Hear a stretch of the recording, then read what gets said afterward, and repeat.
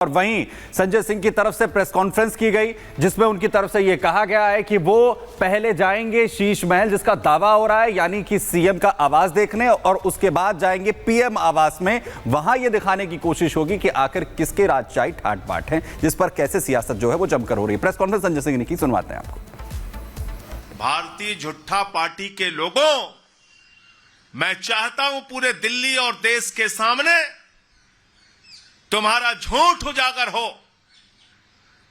पूरी दिल्ली और देश के लोगों को पता चले कि दिन रात तुम मुख्यमंत्री आवास के बारे में झूठ बोलते हो।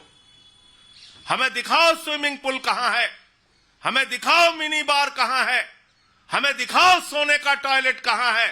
हम चाहते हैं देश की मीडिया को भी पता चलना चाहिए और दिल्ली की एक एक जनता को पता चलना चाहिए। और मैं चुनौती देता हूं, कल 11 बजे मीडिया वालों के साथ चलकर इस बात का फैसला हो कि एक तरफ दिल्ली के मुख्यमंत्री का आवास है जिसके बारे में दुष्प्रचार और झूठा प्रचार भारतीय जनता पार्टी कर रही है, और इसी दिल्ली में देश के राजा नरेंद्र मोदी का राजमहल है।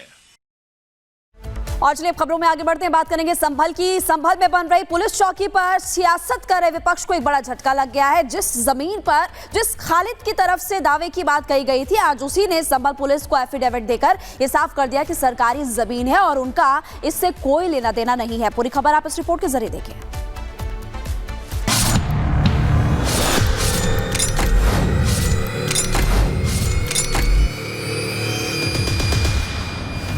संभल थाने पर नया ट्विस्ट, एसपी के दावे की खुली चिट।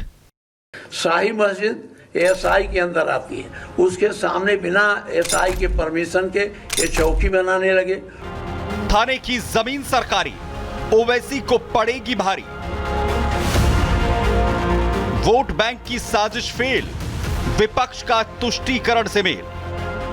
संभल की घटना नीति ये बहुत बड़ी साजिश और षड्यंत्र था। जो खोदने वाले लोग हैं वो रुकने वाले नहीं हैं।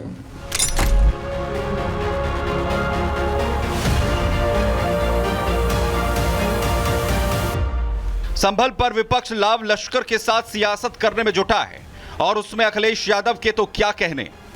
कुदर की उपचुनाव में समाजवादी पार्टी की जब से हार हुई है, अखिलेश यादव के मन में डर बैठ गया है। उन्हें लगता है कि 2027 में कुदरकी के साथ संभल भी कहीं हाथ से निकल न जाए। ऐसे में संभल मुद्दे को अखिलेश यादव गर्म रखना चाहते हैं। यही वजह है कि कभी अखिलेश का प्रतिनिधिमंडल संभल जाता है तो कभी सर्वे पर सवाल उठाते हैं, तो कभी शाही मस्जिद के करीब बनने वाले थाने पर आपत्ति जताते हैं। लेकिन इलाके के खालिद और सलीम ने समाजवादी पार्टी की सियासी मेहनत पर पानी फेर दिया है। वो कैसे, खुद सुनिए इलाके से पुलिस अधीक्षक की जुबानी।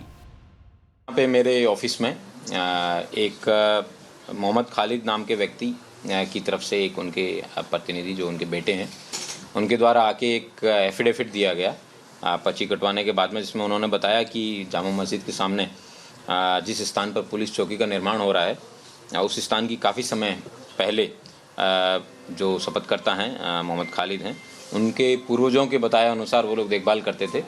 लेकिन उन्होंने बताया कि मेरा कोई इस जगह से कोई मालिकाना हक नहीं है, ये सरकारी ज़मीन है और सरकारी ज़मीन पर ही पुलिस द्वारा चौकी का निर्माण किया जा रहा है। नहीं, मामला ये था कि सर हमारी ज़मीन नहीं है, वो हमारे बुजुर्ग जो थे देख रेख करते थे उसकी।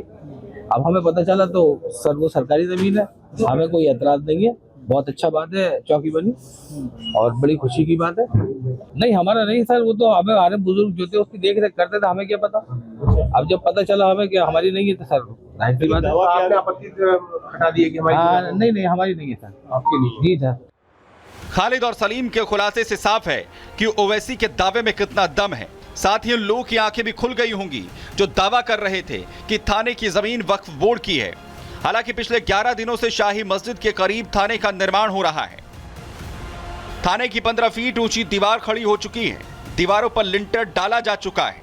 थाने के चारों ओर 7 से 8 फीट की दीवारें खड़ी की गई हैं। 12 से 15 फीट ऊंचे चारों ओर पेड़ लगा दिए गए हैं। संभल में जैसे जैसे थाने की दीवार ऊंची हो रही है, विपक्ष की सियासत भी बढ़ती जा रही है। संभल में हिंसा की आग बुझ चुकी है।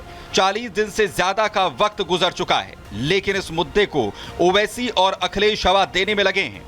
यकीन नहीं तो सुनिए संभल पर अखिलेश यादव आखिर क्या कह रहे हैं। ये भाईचारा के पक्ष में नहीं है, ये दरारवादी पार्टी है। भारतीय जनता पार्टी दरारवादी पार्टी है, दरारवादी पार्टी। इनके लिए इंसान के जीवन का कोई मोल नहीं है, क्योंकि उसी से वो राजनीति करना चाहते हैं, उसी से राजनीतिक लाभ लेना चाहते हैं। ये भारतीय जनता पार्टी ने एक सुनियोजित ढंग से एक तरह का दंगा कराकर हिंदू और मुस्लिम के बीच में काफी खाई पैदा करने की कोशिश की है, और यह सरकार सांप्रदायिक तनाव पैदा करके अपनी राजनीतिक रोटी सेकना चाहती है। दूसरी तरफ बावड़ी को लेकर भी बवाल मचा हुआ है। हालांकि पिछले 5 दिनों से बावड़ी की खुदाई रुकी हुई है। बावड़ी स्थल के आसपास सुरक्षा व्यवस्था सख्त कर दी गई है। संभल के चंदौसी के लक्ष्मणगंज इलाके में बावड़ी की खुदाई का 18वां दिन है, लेकिन बावड़ी की खुदाई जिस रफ्तार से चलनी चाहिए थी वो फिलहाल अब धीमी पड़ चुकी है। वजह साफ है, क्योंकि जो इमारत है नीचे काफी क्षतिग्रस्त है, और इसलिए पिछले 5 से 6 दिनों से मजदूर केवल यहां से मिट्टी हटाने की प्रक्रिया देखिए कर रहे हैं। आप तस्वीरें आप देख रहे हैं, बावड़ी को जल्द से जल्द खाली किया जाए ताकि जो आगे की प्रक्रिया है कैसे उसको यहाँ पर बेहतर तरीके से शुरू किया जाए। हालांकि एएसआई और कल के दिन जब पर्यावरण विभाग की टीम पहुंची थी तो उन्होंने इस बारे में भी चर्चा किया। जो अंदर से गैस निकल रही है उसकी भी जांच अब की जा रही है, क्योंकि अंदर से जो लगातार कार्बन मोनोऑक्साइड का रिसाव हुआ वो भी यहाँ पर खतरे से खाली नहीं बताया गया। जो यहाँ पर देखिए मलबा आप देख पा रहे थे 2 दिन पहले, अब फिलहाल देखिए उसको यहाँ से हटा दिया गया है। मजदूर यहाँ से मिट्टी हटाने का काम लगातार कर रहे हैं। इस मलबे को यहाँ से हटाया गया ताकि बावड़ी का जो स्वरूप है, जो ढांचा है, एकदम साफ सुथरा बेहतर आपको दिखाई दे। यहाँ से भी अब आगे मलबा हटाने का ही काम किया जाएगा।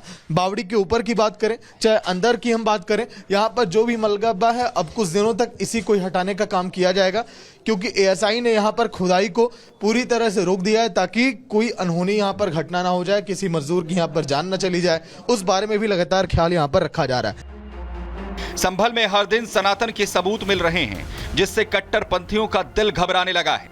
ऐसे में सवाल यह है कि आखिरकार किसने सनातन के सबूतों को मिटाने की कोशिश की। Bureau report, Republic Bharat.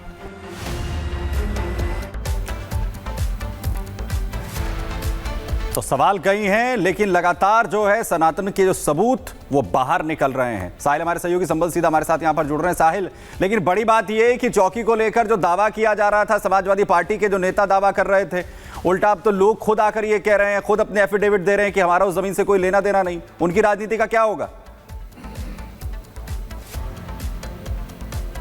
हाँ जी बिल्कुल, पुलिस चौकी पे राजनीति जो है शुरुआत से देखने को मिल रही थी जिस दिन से पुलिस चौकी का निर्माण कार्य शुरू हुआ था। लेकिन आज खालिद और सलीम नाम के शख्स जो है इस बात का दावा करते हैं कि जिस प्रॉपर्टी पे पुलिस चौकी बन रही है वो वक्फ की प्रॉपर्टी नहीं है, क्योंकि आज सुबह के समय खालिद और सलीम जो थे वो एसपी ऑफिस पहुंचते हैं। वो एक शपथ पत्र जो है वो एसपी अधिकारी को सौंपते हैं, जिसमें साफ तौर पर ये लिखा गया कि उनके जो पूर्वज थे वो इस प्रॉपर्टी की जो थी देखभाल कर रहे थे। ये प्रॉपर्टी जो है जिस जगह पे पुलिस चौकी बन रही है ये सरकार की प्रॉपर्टी है, इस पे उनका कोई लेना देना नहीं है, और वो खुश है कि यहाँ पे पुलिस चौकी बन रही है। हर वर्ग के जो लोग यहाँ पे रहते हैं वो अपने आप को सुरक्षित महसूस कर पाएंगे। वजह यही कि पुलिस चौकी बन रही है, और आने वाले समय में भी उनको कोई आपत्ति नहीं रहेगी कि जिस जगह पे पुलिस चौकी बन रही है वो उनकी प्रॉपर्टी है। तो इस बात से ये साफ जाहिर हो गया कि जिस जगह पे पुलिस चौकी बन रही है वो सरकार की यहाँ पर अहम जानकारी दे रहे हैं। आपके पास वापस लौटेंगे। शुक्रिया।